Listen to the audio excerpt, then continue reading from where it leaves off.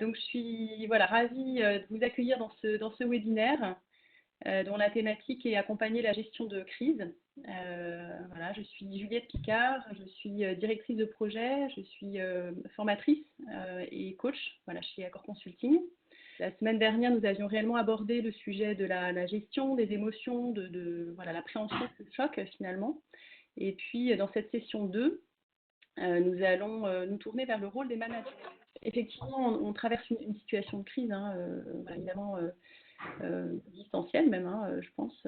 Voilà, certains en parlent à la radio, certains décryptent ce qui est à l'œuvre, certains psychologues parlent aussi de situations voilà, qui amènent cette crise sanitaire, qui amène un choc qui pourrait être apparenté à un choc traumatique aussi, hein, c'est-à-dire qu'on vit quelque chose qui en fait vient comment dire, notre intégrité physique finalement peut être en jeu pour nous, pour nos proches. Et donc ça va susciter vraiment des sentiments intérieurs voilà, qui peuvent être extrêmement variés selon nos antécédents, selon ce qui se passe autour de nous, mais qui peuvent générer tout autant de confusion que d'angoisse, d'anxiété par rapport à ce qui se passe. Et ça, on a à en tenir compte pour soi, voilà, pour le mieux possible prendre soin de soi et rester en bon état de forme. Et puis aussi pour nos proches, pour nos collègues, en tant que manager dans les équipes, pouvoir être conscient de ce qui peut se passer, et jour après jour peut-être, voilà, avec des réactions qui peuvent être différentes et variées. Cette situation d'incertitude, elle va continuer à nous accompagner. Ces sentiments parfois d'insécurité, on va continuer à les vivre. C'est pas un coup de baguette magique, c'est pas une période d'un mois point, c'est sans doute quelque chose qui va encore être un peu là avec nous. On a d'autres modes de travail qui se mettent en place, d'autres modes de communication qui se mettent en place, avec des outils. Alors parfois pas toujours au niveau. Toute la difficulté des connexions tout simplement techniques, voilà, des réseaux qui saturent, avec des outils qui ne sont pas toujours bien là au niveau. Et c'est vrai que ça, voilà, y a de l'irritabilité qui va avec, hein, la fatigabilité, c'est assez particulier. Les modes de communication qui parfois deviennent même plus riches, voilà, ce mélange pro-perso, cette manière d'aborder les sujets, peut-être nous font rentrer dans d'autres sphères de proximité, d'intimité, les uns avec les autres. Certainement, vous le voyez aussi dans vos équipes, certainement vous voyez que la manière dont vos collaborateurs vous interpellent, la manière dont vous pouvez les écouter différemment, voilà, amène aussi d'autres choses. Et c'est bien ce dont il s'agit ici, c'est comment notre rôle du manager peut être appelé là à évoluer. On va rentrer voilà, dans ce sujet-là, comment on peut accompagner voilà, réellement les personnes, les équipes, dans cette période qui est complexe, bien complexe, l'ensemble des personnalités, mais aussi voilà, en conscience que cette crise, elle est, j'ai envie de dire, c'en est une, elle est d'origine sanitaire, écologique. Là, on était plutôt habitués à des crises voilà, d'ordre économique, politique, etc. On puisse nous inventer, nous renouveler et regarder comment on peut travailler voilà, avec tous ces éléments. C'est ce qu'on vous propose là d'aborder dans cette journée. La semaine dernière, pour ceux qui étaient présents et connectés, nous avions pu déjà lister ensemble quelques pratiques qui pourraient être mises en œuvre avec les équipes. Et parmi lesquelles voilà, adresser la peur, l'incertitude, l'insécurité, entendre chacun dans ce qui se passe, établir des fondamentaux qui puissent sécuriser chacun, commencer à communiquer de manière transparente et régulière, développer de la solidarité entre les uns et les autres, et puis permettre une mobilisation collective autour de nouveaux rituels d'équipe, individuels, pouvoir échanger ensemble, peut-être voilà, déjà élaborer à partir de ce qui se passe, ce qui pourrait être fait. De vos témoignages, alors vous citiez quelque chose voilà, qui est important, c'est que vous aviez des équipes déjà habituées aussi à travailler en télétravail. Effectivement, là on voit bien, on observe bien voilà, les différences entre les entreprises alors, dont les métiers le permettent aussi, bien sûr, mais qui avaient déjà cette habitude-là, et celles qui en avaient moins l'habitude. Et je crois qu'une dernière statistique nous disait que près de 80% en fait, des travailleurs français n'ont jamais expérimenté le télétravail. Alors c'est vrai, quand on combine l'ensemble des métiers, y compris ceux qui ont besoin d'être physiquement présents pour réaliser leurs tâches, dans les métiers manuels, etc., bien sûr, on comprend que la fatigue de manière globale, mais c'est vrai qu'on peut comprendre la difficulté, le manque de repères, la déstabilisation particulière aussi liée simplement au fait de manquer de technique, d'outils, pour pouvoir s'y mettre. Au-delà de cette partie humaine, toute cette partie technique qui doit s'organiser.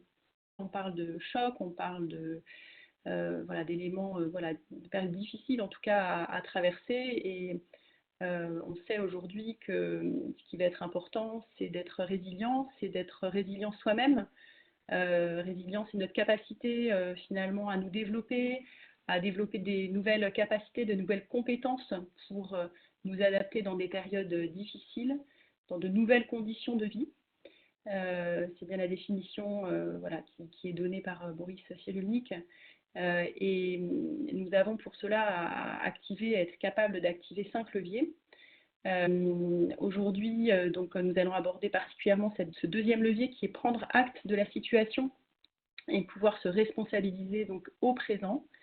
Ce deuxième levier est vraiment une étape extrêmement importante. C'est une étape qui doit nous permettre de tout simplement comprendre ce qui nous arrive, qui doit nous permettre de lâcher prise sur l'état passé, sur ses idéaux, sur ses objectifs professionnels, personnels. On est tous arrivés dans cette période, on avait tous des vacances programmées, des week-ends, on avait tous des objectifs professionnels, on était en démarrage d'année, des objectifs annuels, etc. Et puis tout à coup, tout est bousculé, et comment on prend acte, chacun, et puis aussi dans notre responsabilité managériale, on prend acte du fait que ça ne va pas se réaliser comme on l'avait imaginé. C'est important de lâcher prise sur tout ce qui était prévu, envisagé, et réellement, intérieurement, de pouvoir se connecter au présent et se demander là maintenant quel va être mon rôle dans cette situation. Quand je le dis presque en ralentissant, ça demande un travail de ralentissement.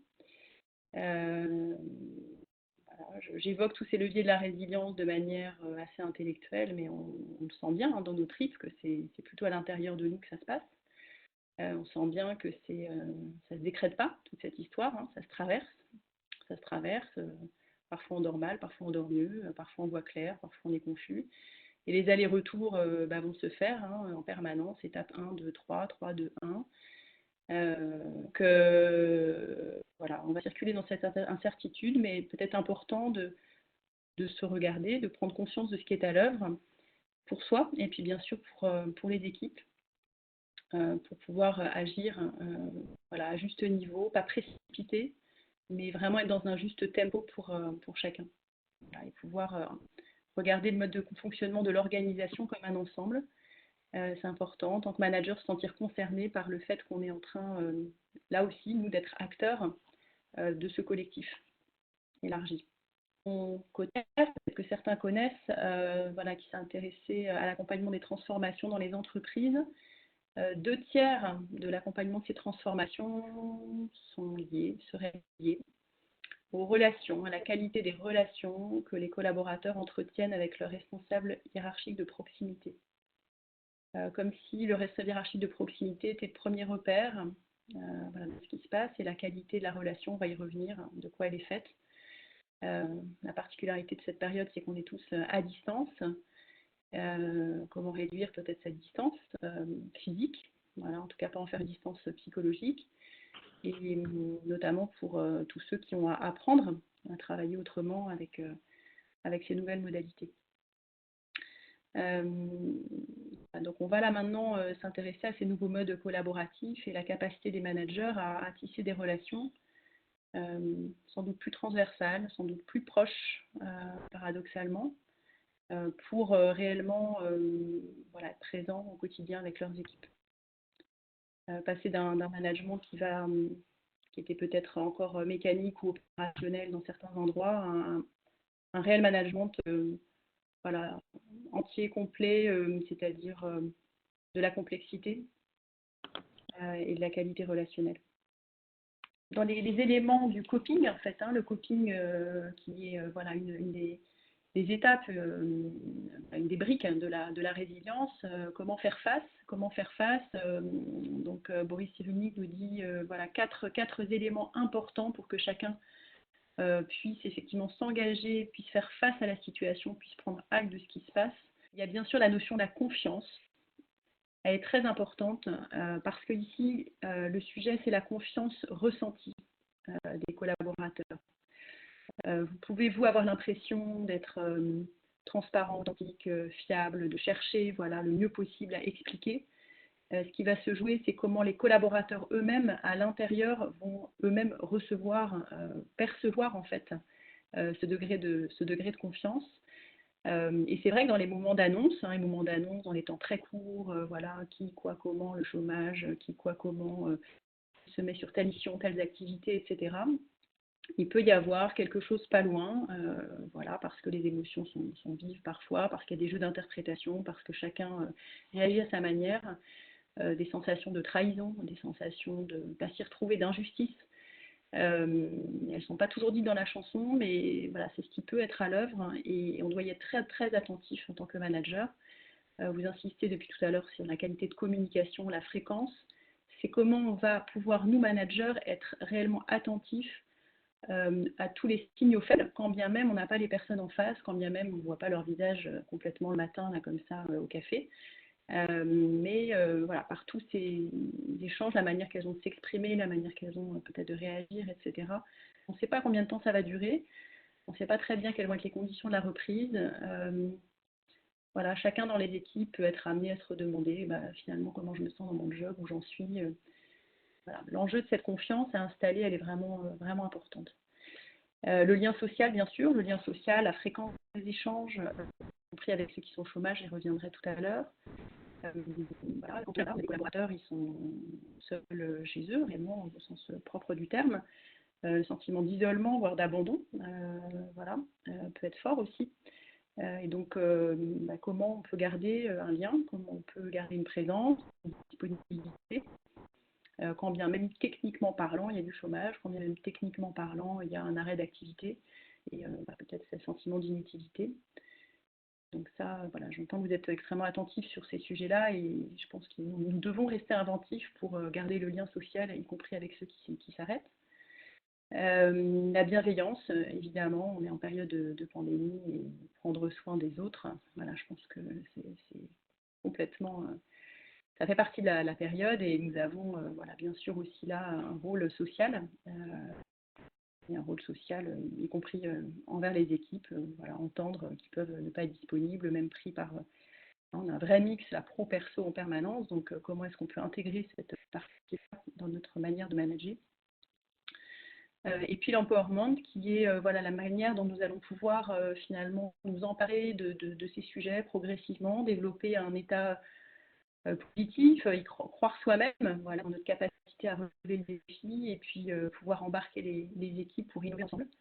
Tout ça va se jouer dans un moment particulier hein, où finalement, vous avez bien compris qu'on a de forts enjeux liés à la relation managériale à distance, avec des risques potentiels voilà, liés au fossé affectif, des risques de décrochage, de détachement progressif. On n'est qu'à J10, hein, donc on sera comment à J40, voilà. Et comment on va continuer à maintenir cette dynamique. Des difficultés de coordination, de communication potentielles ou de malentendus. Attentif à tout ce qui pourrait se jouer dans les tensions relationnelles potentielles. Alors, en réponse à des questions qui nous avaient été adressées la semaine dernière, voilà, on a listé ici quelques règles du jeu qui nous semblent intéressantes en termes de connexion, en termes d'équilibre de vie. La liste pourrait être allongée de vos expériences. De concret aussi, voilà, comment conduire une réunion à distance actuellement. Et en même temps donner cette tonalité le mieux possible en bienveillance et en état d'esprit positif. Je liste rapidement pour retrouver les étapes, donc inclure chacun, comment ça va chez vous, etc. Voilà, et tenir compte de ça régulièrement, quotidiennement. Pouvoir informer, donner des dernières nouvelles en transparence. Une nouvelle différence des autres équipes, de l'entreprise, voilà, cultiver l'unité réelle de l'entreprise par le biais de ces échanges. Pouvoir impliquer aussi en positif. Donc, et là, faire le tour des nouvelles positives, voilà, avec des questions types, voilà, du genre qu'avez-vous pu initier, expérimenter, qu'est-ce qui a fonctionné, même partiellement, grâce à quoi, que pourrions-nous faire en plus. L'idée là, c'est vraiment de donner, voilà, de fonctionner avec ce langage appréciatif qui nous permet voilà, de regarder ce qui est à l'œuvre, voilà, d'abord en positif. Regarder comment nous pouvons agir. Le nous est important ici, c'est-à-dire que dans un premier temps, c'est faire corps, l'objectif commun. Cinquième temps, partager les responsabilités en fonction de voilà, cette équation compétences, énergie, disponibilité. Il n'y a pas que la compétence là actuellement, hein, il y a l'énergie que je peux y mettre en ce moment par rapport à mon état de forme et puis la disponibilité que j'ai par rapport à mon équilibre pro perso. On n'a pas tous les mêmes contraintes, les mêmes difficultés d'organisation.